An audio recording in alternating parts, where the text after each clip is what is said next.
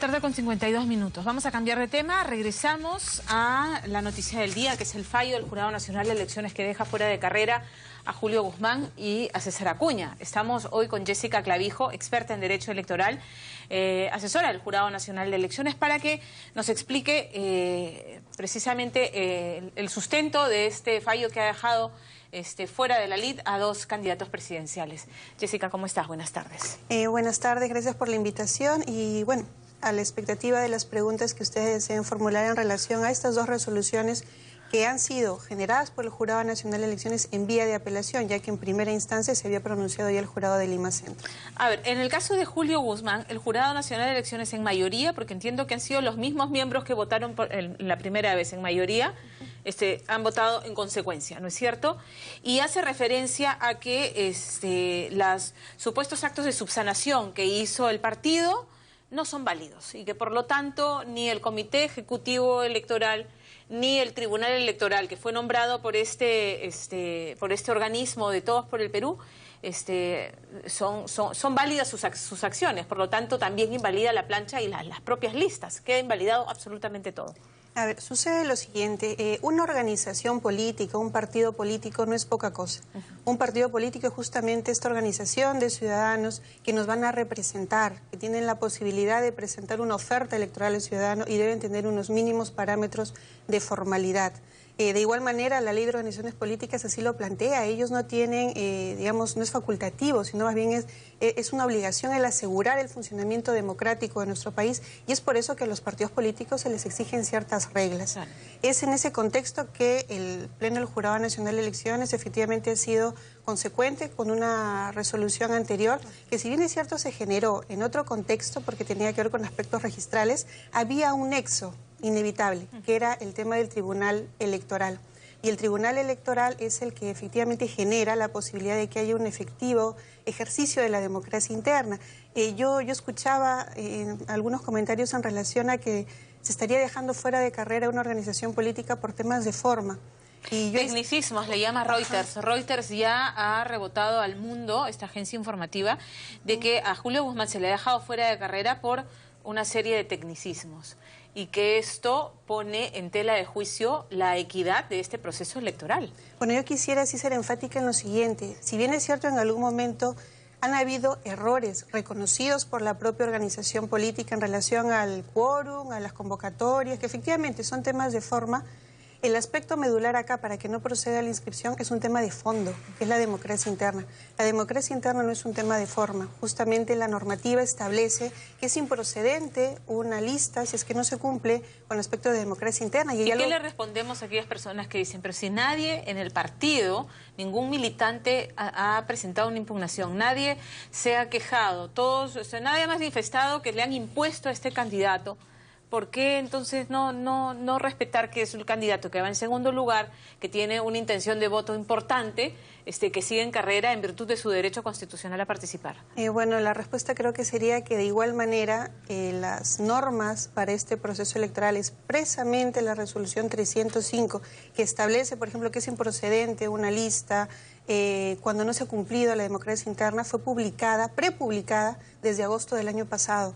La ciudadanía, las organizaciones políticas tuvieron la oportunidad en su momento de haber hecho algún tipo de objeción si les parecía que de repente había algo que mejorar, porque claro, se ha mencionado también en los alegatos que es una norma de repente inconstitucional porque va más allá de lo que establece la Ley Orgánica de Elecciones, pero señores, no es un criterio nuevo. Ya desde las elecciones del año 2011 es que este criterio estaba asentado a través de resoluciones con otras organizaciones políticas, con otros candidatos. Entonces no es un criterio antojadizo y que solamente se esté estrenando en este proceso electoral.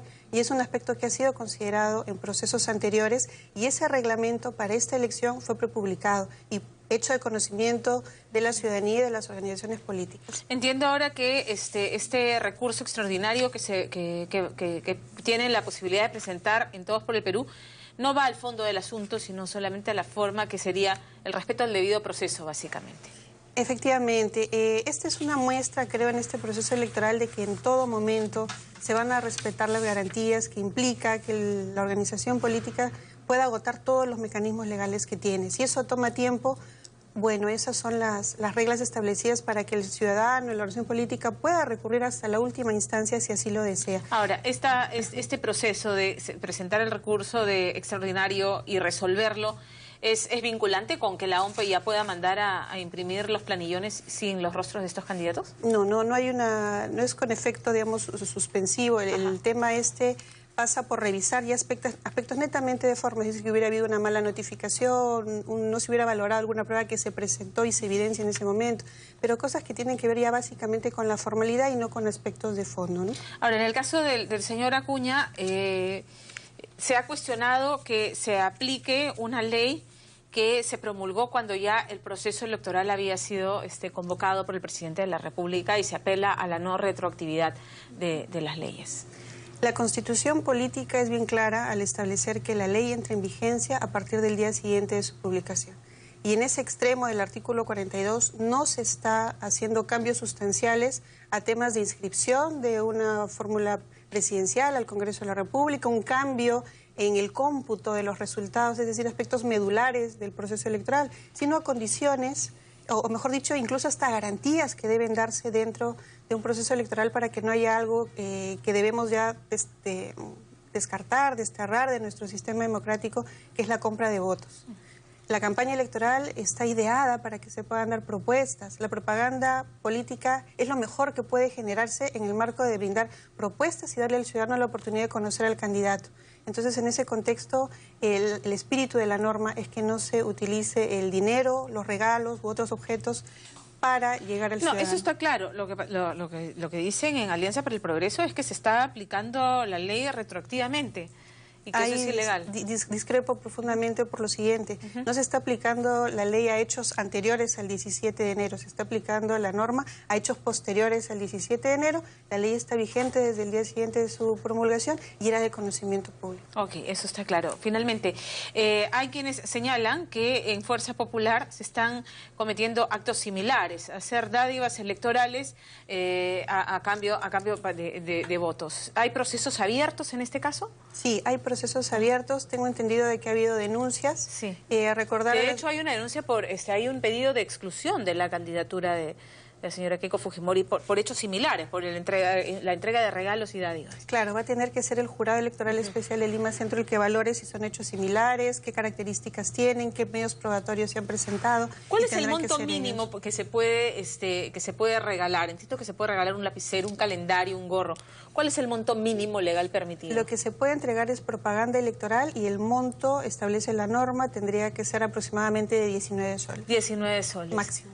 ¿Por persona o en conjunto? Por elemento, claro. Por elemento. Ajá, o sea, es que es gracioso pues porque lo que estamos viendo es que se les entregan canastas, bolsitas de víveres que seguramente no suman los 19 soles, pero ¿a cuántas personas? Si tú sumas esa cantidad, o sea, obviamente sobrepasa ese monto, es sacarle la vuelta a la norma. Gracias por la pregunta. Gracias por la pregunta porque eso me da pie a lo siguiente. Sí. Tenemos que tener un compromiso como país de hacer una mejora y análisis de las normas electorales. Si en el año 2011 los organismos electorales presentaron un código electoral, era justamente para darnos el trabajo de sentarnos, ver qué normas tienen conflicto entre ellas, qué aspectos pueden ser mejorados, y ese es un trabajo que invocamos que se pueda hacer en las siguientes legislaturas, porque no vamos a esperar al último momento. Tenemos elecciones regionales y municipales en el 2018, claro. Van a haber más de 100.000 candidatos. Imagínense el desorden que esto puede generar. Entonces es necesario que tengamos un compromiso de país de tener un código electoral. Así como puedo yo como ciudadano... Claro, eso está a manos del poder legislativo. O sea, tenemos al gato de despensero en este caso. Pero tenemos que seguir justamente con la posibilidad de llegar a la ciudadanía y reiterarle de que es importante ser ciudadanos informados. Y así como puedo conocer mi código penal, mi código civil y más o menos saber cuáles son los parámetros de acción para estos aspectos, en el aspecto electoral, que no es poca cosa, debemos también ser ciudadanos que reclamemos la posibilidad de tener un código electoral y procesal electoral para las próximas elecciones. Totalmente de acuerdo. Muchísimas gracias por estar con nosotros esta tarde. Gracias. Son las 2 de la tarde con un minuto. Vamos a ver titulares actualizados.